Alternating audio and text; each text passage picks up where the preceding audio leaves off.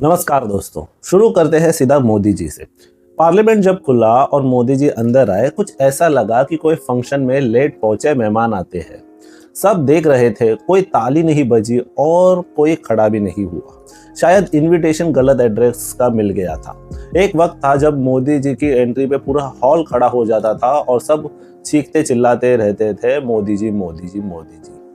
मोदी जी आए लेकिन किसी पुतले की तरह खड़े रहे। बाजू में अमित शाह, नितिन गडकरी, डिफेंस मिनिस्टर राजनाथ सिंह भी थे, लेकिन पूरी चुप्पी। 20 दिन 25 दिन से एब्सेंट रहने के बाद इन लोगों ने फाइनली अपनी अटेंडेंस दिखा दी पार्लियामेंट में, और वो भी किस लिए? बस वंदे मातरम के लिए आई थी। आके सिर्फ खड़े रहे। वंदे मातरम का बिल इतने दिनों से चल रहा था, कभी आए नहीं तभी, और आज आके वो खड़े रह गए और चुपचाप कुछ बिना बोले और कुछ बिना सुने। लोगों को लगा कि डिबेट होगी, चंदा चोरी पे बात होगी, सीजेपी प्रोटेस्ट पे बात होगी, लेकिन कुछ नहीं, सब जगह सन्नाटा। सेशन शुरू होते ही अर्जन भी हो गया, इतनी जल्दी कि लगता है पार्लियामेंट में भी स्किप ऐड वाला बटन दिख गया हो। सवाल पूछने से पहले ही स्क्रीन चेंज हो गई है, और ये टेक्नोलॉजी से अपने देश के पार्लियामेंट में हो सकती है।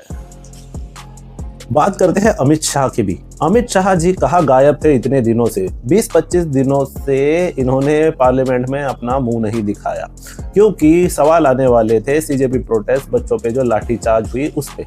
लेकिन इनका ऑरा भी पूरा बिखर चुका है अभी। एक जमाने में इन्हें स्ट्रैटेजिस्ट, कोहिनूर हीरा और चाणक्य बोला जा रहा था, मास्टर प्लानर भी कहते थे। लेकिन अब सिचुएशन ये है कि इनकी प्रेजेंस इतनी रेयर हो गई है कि अगर कभी कभी दिख जाए तो इनका स्क्रीनशॉट लेके प्रूफ के लिए संभाल के रखना पड़ता है। राहुल गांधी ने पूरे इनके ऑरा की वाट लगा दी है, वो भी पार्लियामेंट में। और जो डर है गवर्नमेंट में और उसके सपोर्टर्स में, वो सब सोशल मीडिया पे भी पूरी तरह दिख रहा है। और इन्हें लगता है कि शांति से चुप रह के, कुछ ना बोल के, ये अपनी जवाबदेही से भाग सकते हैं, जो इन्होंने किया भी। पर ये अभी काम नहीं करने वाला, क्योंकि जनता जान चुकी है और जनता अभी जवाब मांगती है। बाहर खड़े सारे सांसद यानी ऑपोजिशन वाले नारे लगा रहे थे, छोटे छोटे बंदर के पुतले भी ला के बोल रहे थे, छोटा बंदर बाल नरेंद्र। ऑपोजिशन ने जो पकड़ा है इस वक्त, वो गवर्नमेंट अभी इससे अपना पल्ला नहीं झाड़ सकती। सोशल मीडिया पे भी मोमेंटम पकड़ लिया है और सब लोग राहुल गांधी के फेवर में बात कर रहे हैं। जिस तरह से नरेंद्र मोदी जी ने 13 साल का रिकॉर्ड अपना बना चुका है प्रेस कॉन्फ्रेंस ना करने का, यह दुनिया में सबसे बड़ा रिकॉर्ड होगा किसी प्रधानमंत्री का। और उन्हीं के नक्शे कदम पर अभी अमित शाह भी चल रहे हैं, क्योंकि इन्होंने कोई बात नहीं की सीजेपी प्रोटेस्ट पे, बच्चों पे जो लाठीचार्ज चली उस पे, या फिर किसी भी तरह का सिचुएशन जो अपने भारत में अभी चल रहा है। उसके बाद एक और वीडियो आया जहां पे राहुल गांधी प्रेस कॉन्फ्रेंस कर रहे थे और मोदी जी की फॉरेन पॉलिसी एक्सप्लेन कर रहे थे। इन्होंने दिखा दिया कि मोदी जी की फॉरेन पॉलिसी मतलब सिर्फ सामने वाले को जोर से गले लगाना होता है और फिर कुछ अनाप शनाप बोलना होता है। जो कैमरा कभी रिकॉर्ड नहीं करता उसे म्यूट कर दिया जाता है।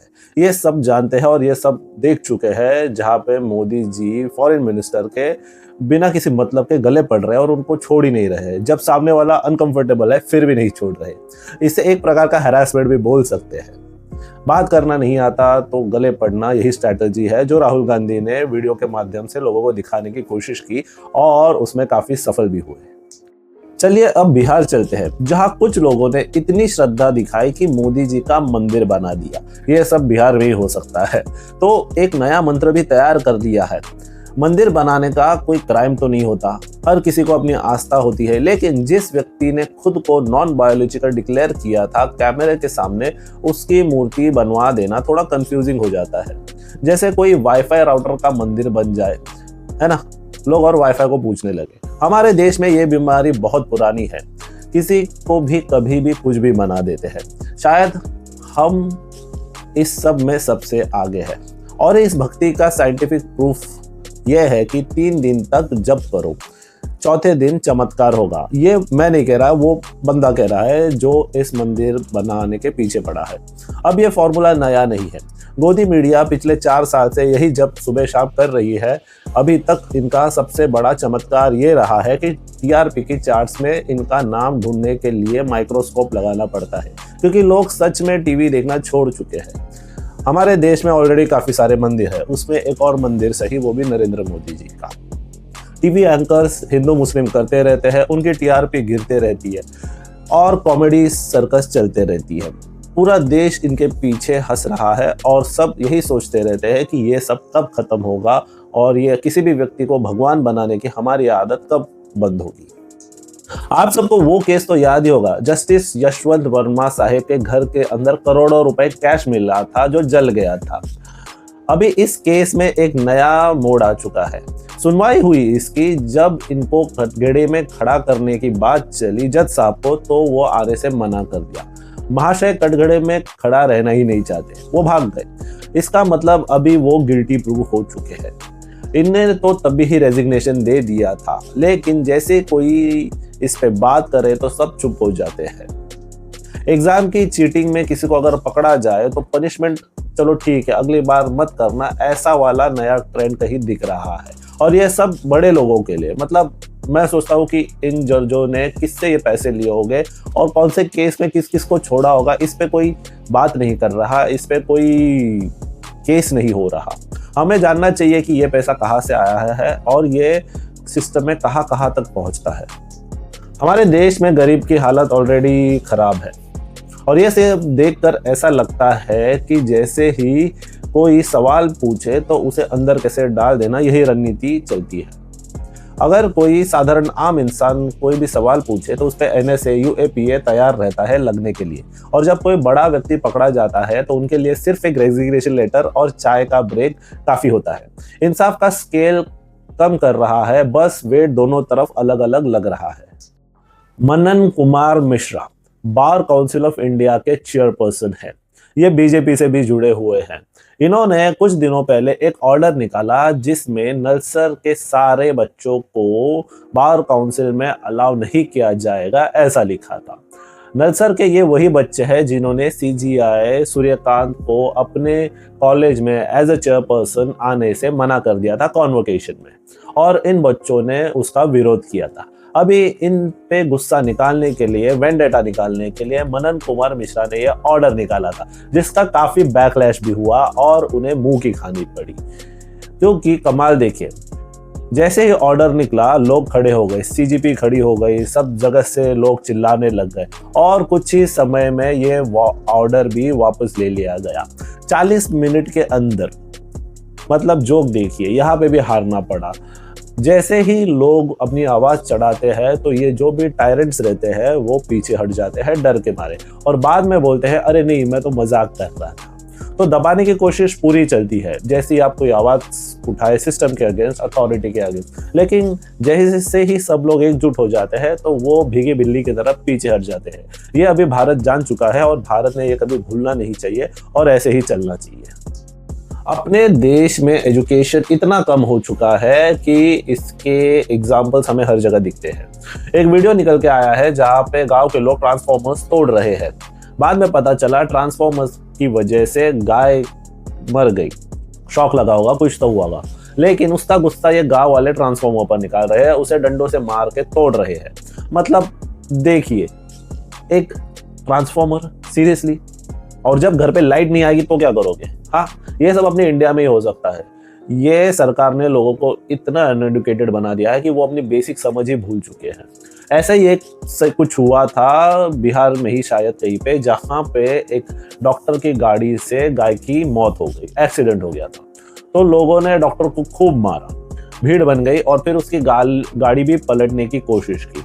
अरे मतलब ठीक है, एक्सीडेंट हो गया, जानवर का एक्सीडेंट हो गया, गाय का एक्सीडेंट हो गया, इसमें कोई बड़ी बात नहीं है। लेकिन वो बंदा डॉक्टर है, ऑलरेडी अपने देश में डॉक्टर्स की कमी है और ये लोग डॉक्टर को पकड़ पकड़ के पीटने लग गए, उनको लिंच करने लग गए, तो क्या होगा?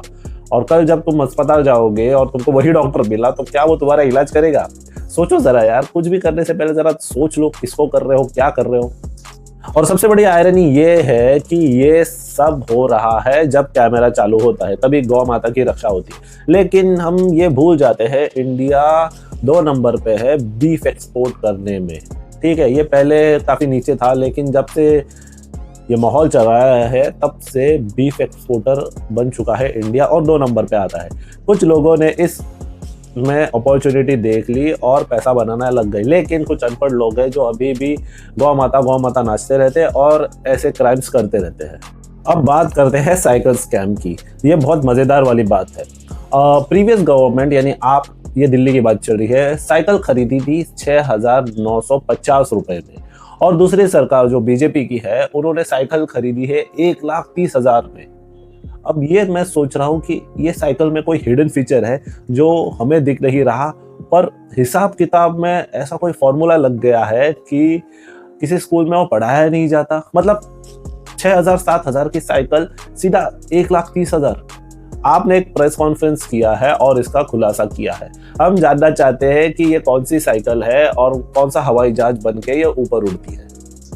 आज 15 अगस्त है तो बात करते हैं बॉर्डर की, जहां सबसे ज्यादा खामोशी होनी चाहिए थी लेकिन सबसे ज्यादा शोर है। चाइना ने हमें अपनी ही पेट्रोलिंग पॉइंट से रोक दिया। ये बात किसी विपक्ष के नेता ने नहीं कही है, ऑपोजिशन ने नहीं कही है, ये सरकार के साथ काम कर चुके एक अधिकारी ने बताया। घर के अंदर 56 इंच का नारा चलता है लेकिन सीमा पर दूसरे देश का परमानेंट कैंप बन चुका है। यह वही सिचुएशन है जब जिम में सेल्फी स्ट्रॉन्ग दिखती है लेकिन रियल लाइफ में सांस फूल जाती है। इस पे बहुत ही बड़ी चिंता है हमें, और हमें जानना चाहिए कि ये क्या हो रहा है और हमसे सरकार ये सब क्यों छुपाती है। अगर आपको वीडियो पसंद आए तो लाइक करिए, शेयर करिए, कमेंट करिए। मैं रील्स भी बनाता हूँ, वो भी देखिए, मेरे प्रीवियस वीडियोस भी देखिए। अगर चाहते हैं कि मैं वीडियोस बनाते रहूँ, बंद ना करूँ, तो आपको ये करना पड़ेगा। सी यू नेक्स्ट टाइम एंड या हैप्पी इंडिपेंडेंस डे।